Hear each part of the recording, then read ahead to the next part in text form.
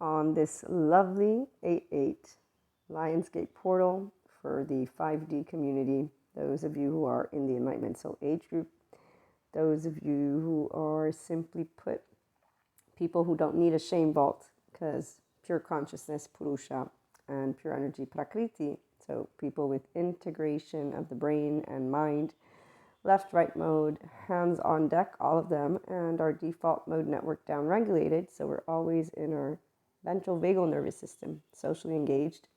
So restorative embodied self, essentially, those of us who have that optimized human consciousness potential experience, we get to come together and talk about the beauty of humanity. And as always, how relationships, they're mindful relationships, but only with the adults. So we have a lot of people who tend to not be aware that the addictive behaviors or maladaptive responses, the safety behavior responses, that people who are in their adaptive child, charged states, emotional patterns, that they tend to throw a lot of not so many loving words around each other and to those of us who are compassionate beyond reason. So they tend to actually say evil exists, and they don't use, the scale of evil by the psychoeducators that shares and shows how those people who do fall in the scale, they need really good therapy, like for long times. And if not just therapy, sometimes there are medications that can also help. But it is about the personal development. And so people would choose to do work on their self. And there's a lot of people that yell at each other. So a lot of, again, adaptive children, they tend to be knee-jerk reactions. Unfortunately, their brains are not integrated.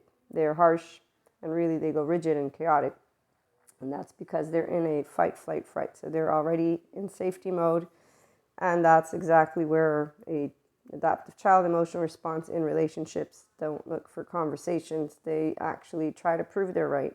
They try to make sure they can maintain power and control of a situation. Furthermore, they will make it all about themselves and their point of view. And when you don't agree with them, so when you unconditionally love humanity and you say evil doesn't exist, people in general, their adaptive child comes out. That's for societal reasons, for whatever their reasons are, it doesn't matter. But this is why IHP, content and community sanctuary for those of us in the Enlightenment Soul Age group who know humanity has a lot going for them. It's called the mammalian heritage that we all have, our cortex. That's our adult part. It's the one that wants to think things through and talk things through. And that's the only place where you're actually conscious as an adult emotionally. Because this means you are in a body that says, I'm safe. I'm having a conversation with another person. They have no weapon. They just have a completely opposing view than I. So when I meet people who hate humanity, or they create groups like the mystics that are in 4D land who say some of them are special in light houses versus knowing we're all light houses. Really, we're all light workers because we're all a body of light. But then again, we're a Newtonian body, so you can see me. Obviously, otherwise you would not be able to see me or hear me. But long story short, the people who actually get into what is called human suffering, and they're in their fight, flight, fright, and in a modality of enraged or just, again, they don't really think that there's anything to do with it because they watch movies that show adaptive child behavior again and again and again. So they use the inner child wound, and they actually project Maya land, by the way, because they're in the sombers of Maya land. If the yogas are teaching, the yogis talk about Maya land, and in Maya land, there's the mindsets of monkey, which is when you're ruminating.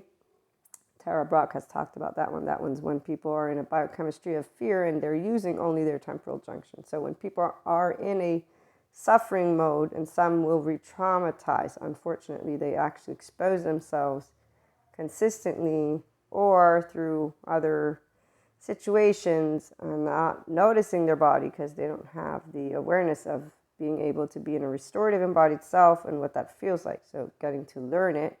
Yoga teaches that because of the ventral vagal nervous system toning exercises, but because they don't know when they're doing yoga that they're getting to feel relaxed because they're in a safe and social body and they're learning to use their cortex in a mindful way, but they don't actually apply it when they're in the interactions with people.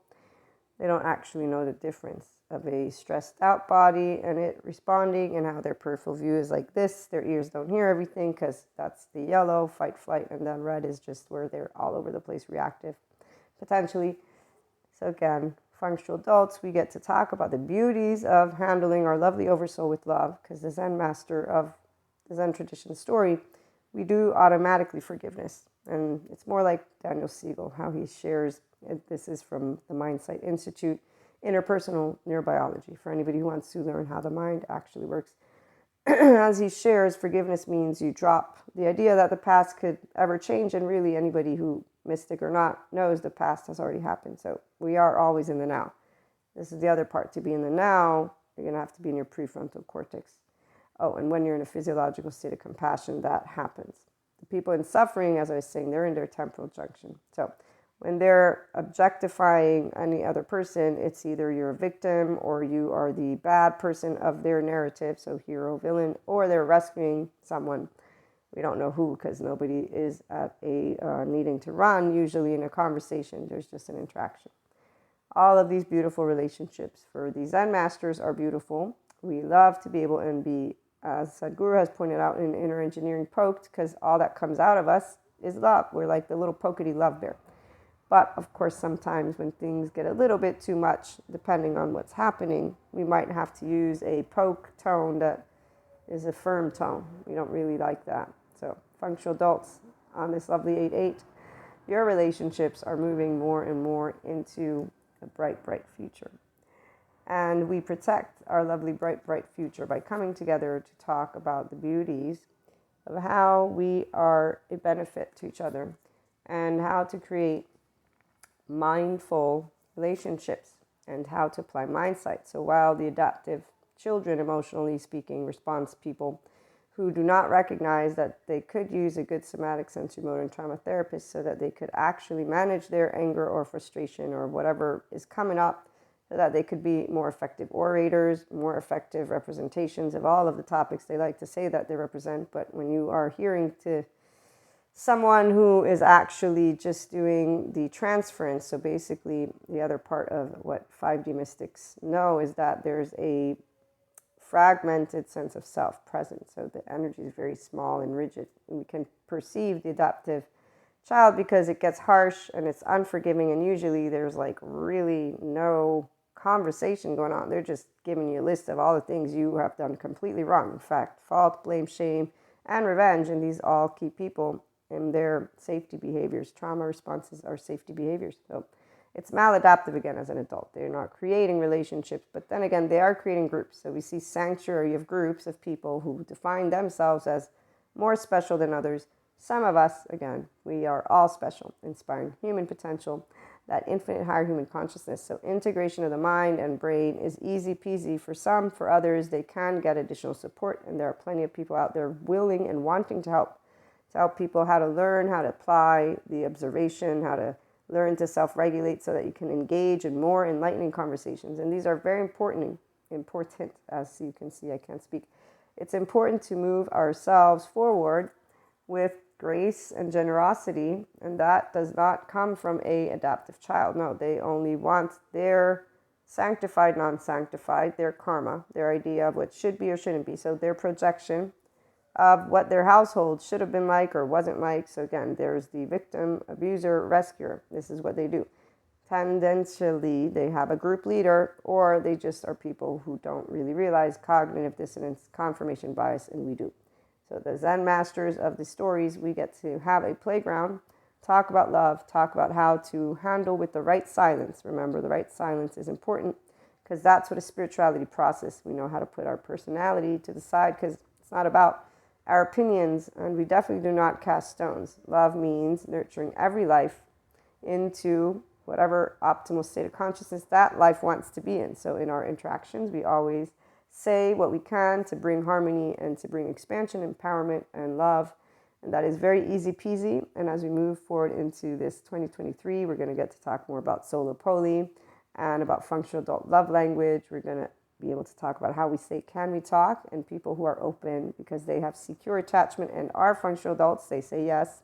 And we get to exchange intellectually savvy and emotionally mature relationships. So a sanctuary for those who love humanity, Love yourselves, flaws and imperfections, and each other, and be secure bases, safe havens, secure bases.